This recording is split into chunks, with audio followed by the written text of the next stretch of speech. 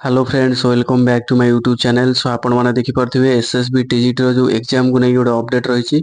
SSB TGT exam केतरा stage हम prelim और मेन एग्जाम हम ना ओनली मेन्स गोटे एग्जाम हम तो से नहीं अपडेट रही। तो आपण मैंने देखिपे जो ग्रीभांस जड़े करते तो सेठी आपण मानकर अपडेट आसी ग्रीभांस तरफ आप देखिपे जो एग्जाम को नहीं कौन रही ना एपर्यंत एसएसबी माध्यम टीजीटी पदवी नियुक्त संबंधी चाहिदा पत्र संबंधित विभाग पक्षर प्राप्त होना।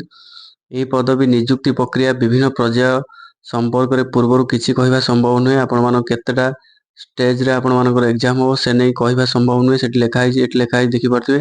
କାରଣ ଏହି ସମ୍ବନ୍ଧିତ ଚାହିଦା ପ୍ରଦାନକାରୀ ବିଭାଗ ଦ୍ୱାରା ନିର୍ଦ୍ଧାରିତ ପ୍ରକ୍ରିୟା ଓ ନିୟମାବଳୀ ଉପରେ ନିର୍ଭର କରେ। ତ ଏ ନେଇ କିଛି ବି ଅପଡେଟ୍ ନାହିଁ। ଆପଣମାନେ ଦେଖିପାରୁଥିବେ ଏଇଟା ହେଉଛି ଆପଣମାନଙ୍କର ଆସିଛି ଦେଖିପାରୁଥିବେ ରାଜ୍ୟ ପ୍ରବରଣ ମଣ୍ଡଳୀ ଉଚ୍ଚଶିକ୍ଷା ବିଭାଗ ୟୁନିଟ୍ ତରଫରୁ ଏଇଟା ଆସିଛି। ତ ଏ ନେଇ କୌଣସି ବି ଆପଣମାନଙ୍କର अपडेट नहीं। ये देखिपे जो जितेबाला आपंकर आसो से आप जानवे केतरा स्टेज आपंकर एग्जाम हम। तो जदि पिला संख्या बढ़िले देन आपंकर डबल स्टेज एग्जाम हो पारे। आदि पिला संख्या कमिबे ताल तो गोटे एग्जाम हम से माने आपंकर आस्पिरांट ऊपर डिपेंड करते पिला अप्लाई करुँच। तो से नहीं ये जिनसा आपंकर मेंशन हो पारे जो आपंकर गाइडलाइंस आसो एसएसबी टीजीटी एडवर्टाइजमेंट आसिले तो देखा कौन हो। तो यहाँ थिला आपनकर अपडेट। तो आपण मैंने दुईटा जाक बालांस करके पढ़ंतु प्रिलिम्स प्लस मेन्स की।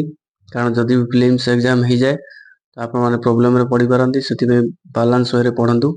सो यहाँ थिला update. So thanks for watching.